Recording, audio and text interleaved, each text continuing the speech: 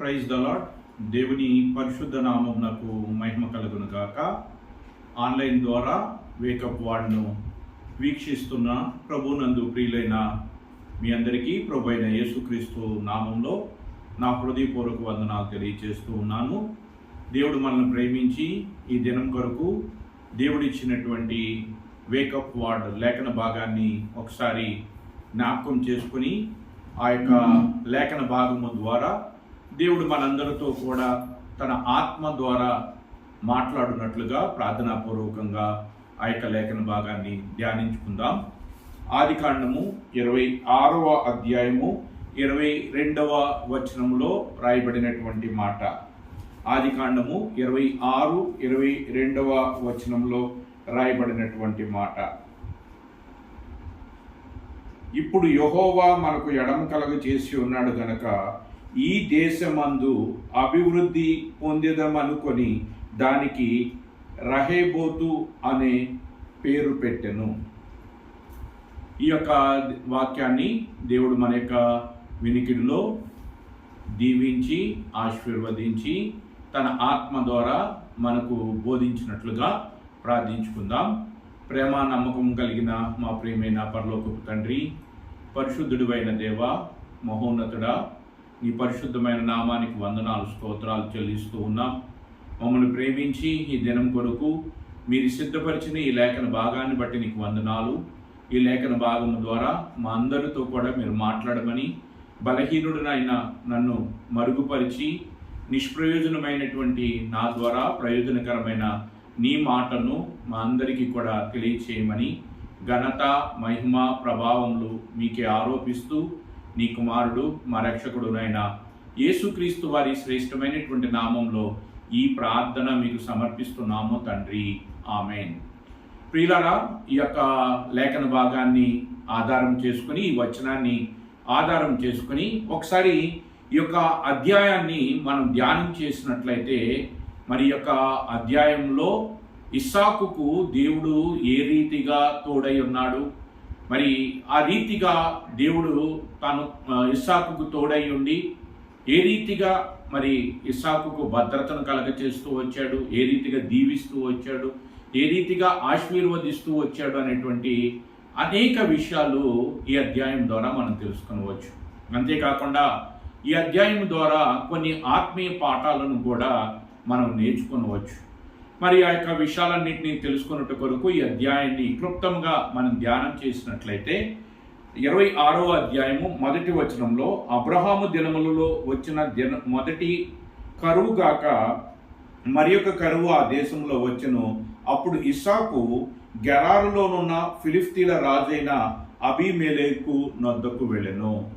ఈ యొక్క సందర్భము ఏమిటి అంటే, అబ్రహాము చనిపోయాడు, ఇస్సాకు మరి తండ్రి లేనటువంటి వాడిగానున్నాడు, ఒంటరి వాడిగానున్నాడు. అప్పటికి ఇస్సాకు వివాహము అయిపోయింది కనుక తన తండ్రి చనిపోయిన తర్వాత, తన తల్లి కూడా చనిపోయిన తర్వాత మరి అతడు ఉంటున్నటువంటి కనాను దేశంలో కరువు వచ్చింది కనుక ఆ యొక్క ప్రాంతమును విడిచి గెరారులో ఉన్నటువంటి ఫిలిష్తీయుల రాజు అయినటువంటి అబీమెలెకు యొద్దకు మరి ఇస్సాకు వెళ్ళటం జరిగింది. మరి అలా ఇస్సాకు వెళ్ళినప్పుడు దేవుడు అతనికి ప్రత్యక్షమై అతనితో మాట్లాడుతూ ఉన్నాడు. అదే విషయాన్ని 2వ వచనంలో మనం చూడగలం. మరి ఈ అధ్యాయంలో చూసినట్లయితే 2 సార్లు దేవుడు ఇస్సాకుకు ప్రత్యక్షమై మరి ఇస్సాకుతో దేవుడు మాట్లాడటాన్ని, ఇస్సాకుతో దేవుడు సంభాషించటాన్ని మనం చూడగలం. 26వ అధ్యాయము 2వ వచనంలో మనం చూడగలం. అట్లనే 26వ అధ్యాయంలో 24వ వచనంలో కూడా మనం చూడగలం. మరి ఈ యొక్క సందర్భాన్ని ఒకసారి మనం జ్ఞాపకం చేసుకుంటే, ఇస్సాకు ఏ రాజు చెంతకు వెళ్ళాడో అక్కడ ఉన్నటువంటి ప్రజలు ఎటువంటి వారు అంటే, వారికి ఉన్న ఒకవేళ పెళ్లి కానిటువంటి స్త్రీ ఎవరన్నా ఉంటే ఆమె చక్కదిగా సౌందర్యవతిగా ఒకవేళ కనపడినట్లయితే ఆమెను బలవంతముగా వారు ఎత్తుకుని వెళ్ళి ఆమెను వారు తమకు లోపరుచుకునేటువంటి స్వభావం కలిగినటువంటి మనుషులు. మరి అటువంటి మనుషుల మధ్య అతడు బ్రతుకుతూ ఉన్నాడు, అటువంటి మనుషుల మధ్య అతడు జీవిస్తూ ఉన్నాడు. కారణం ఏమిటంటే, అంతకుముందు ఇదే రీతిగా కరువు వచ్చినప్పుడు అబ్రహాము మరి ఐగుప్తులోనికి వెళ్ళటం జరిగింది. ఐగుప్తులోకి వెళ్ళినప్పుడు అక్కడ ఉన్నటువంటి మనుషులు కూడా ఇదే రకమైన స్వభావం కలిగినటువంటి వారు కనుక మరి అతని యొక్క తల్లి అయినటువంటి షేరాను వారు ఏ రీతిగా ఎత్తుకుని మరి ఆ యొక్క ఫరో రాజు యొద్దకు తీసుకువెళ్లారో ఆ విషయాలన్నీ కూడా మరి ఇస్సాకుకు మరి గుర్తున్నాయి కనుక ఆ విషయం బట్టి ఇస్సాకు భయపడుతూ ఉన్నాడు.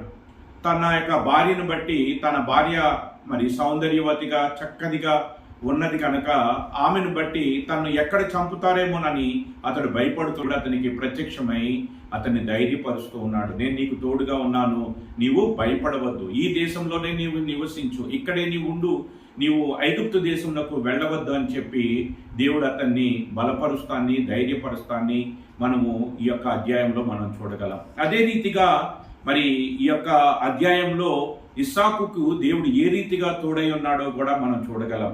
మరి ఇస్సాకుకు దేవుడు తోడై ఉన్నాడు కనుకనే ఆ యొక్క మరి గెరారు రాజు అయినటువంటి అబీమెలెకు ఎంతటి గొప్పవాడు. రాజు అంటే మరి ఎంతో మరి సైన్యాన్ని బలాన్ని కలిగినటువంటి ఆ యొక్క రాజు సైతము, ఆ అబీమెలెకు సైతము, రాజు సైతము మరి ఈ యొక్క ఇస్సాకు దగ్గరకు వచ్చి ఇస్సాకుతో సమాధాన పడుతూ ఉన్నాడు. ఇస్సాకు దగ్గరకు వచ్చి ఇస్సాకుని బతిమలాడుకుంటూ ఉన్నాడు. నీవు మాకంటే బలవంతుడిగా ఉన్నావు కనుక మాతో నిబంధన చేయమని. అంతటి గొప్ప రాజే మరి ఒక సామాన్యుడిగా ఉన్నటువంటి ఇస్సాకు దగ్గరకు వచ్చి బతిమలాడుకుంటూ ఉన్నాడు, ఇస్సాకుతో నిబంధన చేస్తూ ఉన్నాడు. ఇస్సాకును గురించి అంటున్నటువంటి మాట ఏమిటంటే, నీవు మాకంటే బలవంతుడుగా ఉన్నావు. కారణం ఏమిటంటే దేవుడు అతనికి తోడై ఉన్నాడు. ఆ రీతిగా మరి అక్కడ ఉన్నటువంటి మనుషులు యొక్క స్వభావము మరి ఎంతో క్రూరమైనదిగా ఉన్నటువంటి ఆ మనుషుల మధ్య ఇస్సాకు బ్రతుకుతున్నాడు కనుక తన భార్యను బట్టి తను ఎక్కడ చంపుతారేమోనని భయపడుతుంటే దేవుడు అతనికి తోడై ఉండి ఏ మనుషుల మధ్య అయితే జీవిస్తూ ఉన్నాడో, ఏ రాజు యొద్ద అయితే మరి జీవిస్తూ ఉన్నాడో ఆ రాజు చేతనే ఇస్సాకుకి దేవుడు ఏం కలగచేశాడు అంటే భద్రతను కలగచేశాడు. మనం ఆదికాండము 26వ అధ్యాయము 11వ వచనంలో మనం చూడగలం. 11వ వచనంలో మనం చూసినట్లయితే ఆ యొక్క గెరారు రాజైనటువంటి అబీమెలెకు ఏమంటున్నాడంటే, ఈ మనుషుని జోలికైనను ఇతని భార్య జోలికైనను వెళ్ళువాడు నిశ్చయముగా మరణశిక్ష పొందునని అతడు తన ప్రజలందరికీ కూడా ఆజ్ఞాపిస్తున్నాడు, ఖచ్చితంగా ఆజ్ఞాపిస్తూ ఉన్నాడు. కారణం ఏమిటి అంటే దేవుడు అతనికి తోడై ఉన్నాడు.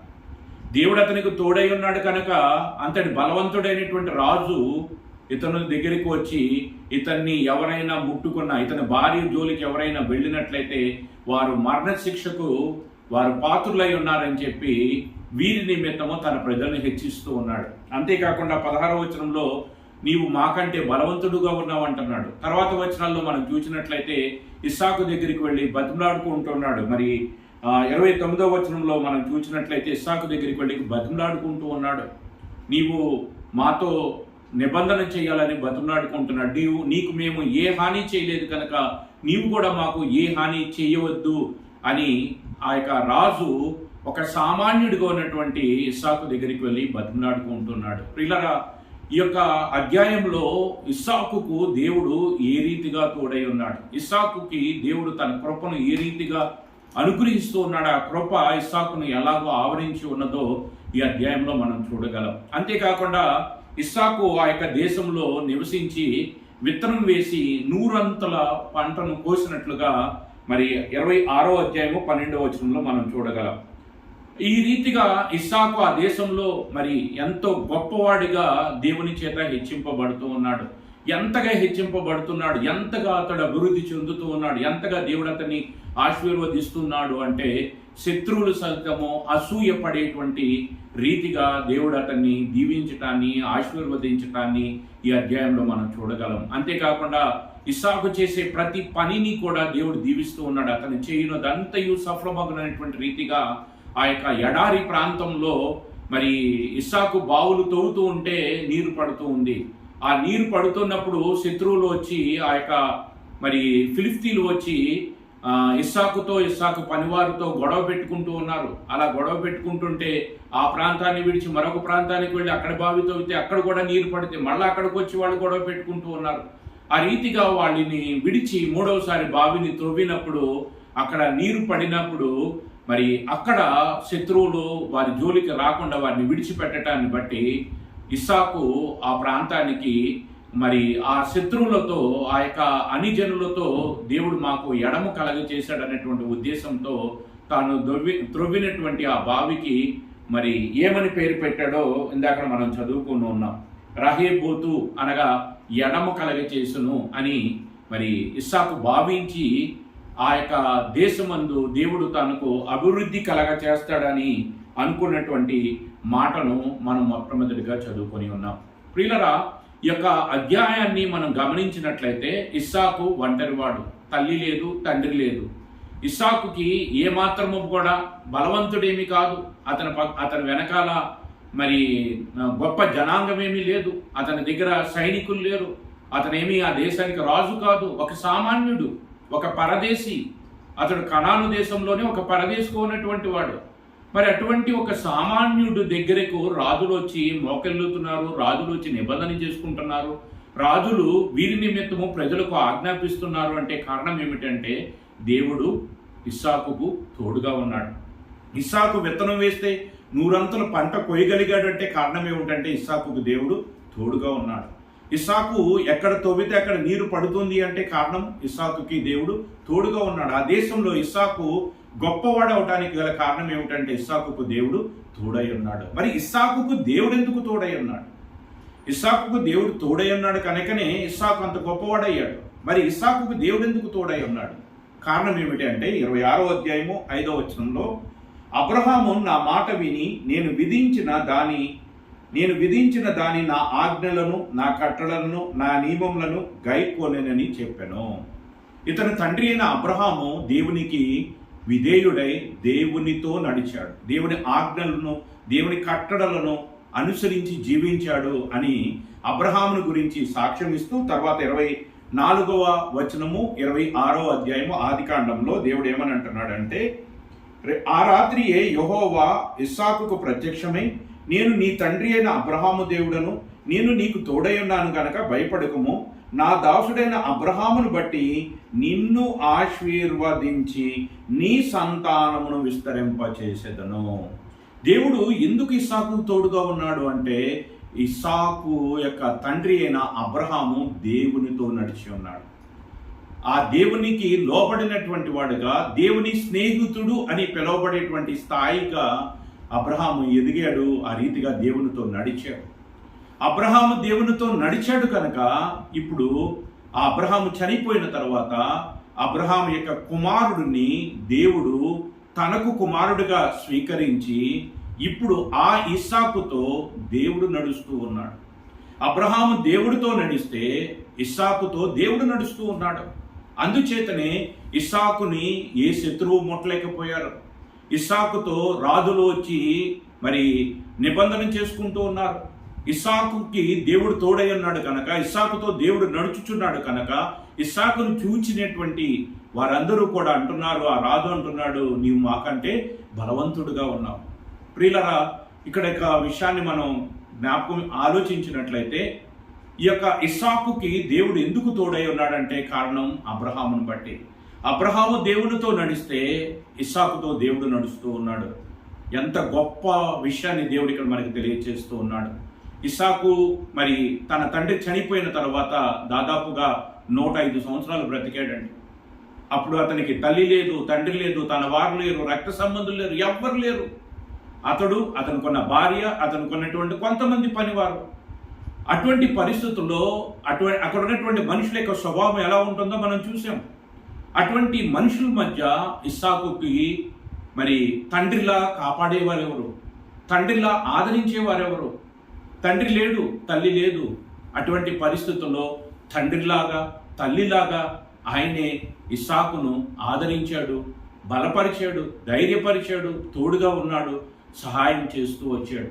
ఈరోజు ఈ యొక్క అధ్యాయం ద్వారా ఈ యొక్క ఇస్సాకు యొక్క జీవితంలో దేవుడు ఏ రీతిగా తోడై ఉన్నాడో ఈ యొక్క విషయం ద్వారా దేవుడు ఒక గొప్ప సత్యాన్ని, ఒక గొప్ప విషయాన్ని మనకి నేర్పిస్తూ ఉన్నాడు. మనం దేవునితో కూడా నడిస్తే దేవుడు మన పిల్లలతో కూడా నడవటానికి ఆయన ఇష్టపడుతూ ఉన్నాడు. మనం దేవునికి ఎంత దగ్గరగా ఉంటే దేవుడు మన వారితో, మన పిల్లలతో అంత దగ్గరగా ఉండి వారిని చేర్చుకుని వారితో కూడా ఉండి వారిని కాపాడి, వారిని బలపరిచి, వారిని అభివృద్ధి చెందించి, వారిని గొప్పవారుగా చేయటానికి దేవుడు ఎంతో ఆశ కలిగినటువంటి వాడుగా ఈ యొక్క అధ్యాయాన్ని బట్టి మనం అర్థం చేసుకొనవచ్చు. అబ్రహాము తన కుమారుడితో ఎంతకాలం బ్రతికాడు అంటే 75 సంవత్సరాలు మాత్రమే బ్రతికాడు. మరి మిగిలినటువంటి 105 సంవత్సరాలు ఇస్సాకు ఒంటరిగా బ్రతకాలి. తండ్రి లేడు, తల్లి లేడు. ఎవరతనికి తోడు? ఎవరతని కాపాడతారు? ఎవరతనికి అండగా ఉంటారు? కరువు వచ్చింది. కరువు వచ్చినప్పుడు దేశాన్ని విడిచిపెట్టవలసి వచ్చింది. విడిచిపెట్టి ఫిలిస్తీన్ల దేశంలోకి వెళితే నూరంతుల పంట కోసేటువంటి పరిస్థితి ఇస్సాకు జీవితంలో ఉంది అంటే దానికి కారణం అబ్రహాము దేవునితో నడిచినటువంటిది. అబ్రహాము దేవునికి విధేయుడై సాష్టాంగపడి, అబ్రహాము దేవుడి ఆజ్ఞలు గైకొని దేవుని స్నేహితుడిగా, విశ్వాసులకు తండ్రిగా అబ్రహాము నడవటాన్ని బట్టి ఇస్సాకు కరువులో, ఆ యొక్క కానానులో కరువు ఉంటే అతడు ఈ ఫిలిస్తీన్ల దేశమైన గెరార్లోకి వచ్చి ఆ ప్రాంతంలో అతడు విత్తనం వేసి నూరంతల పంటను కోయగలిగాడు. రాజులు అతని సముఖంలోకి వస్తున్నారు.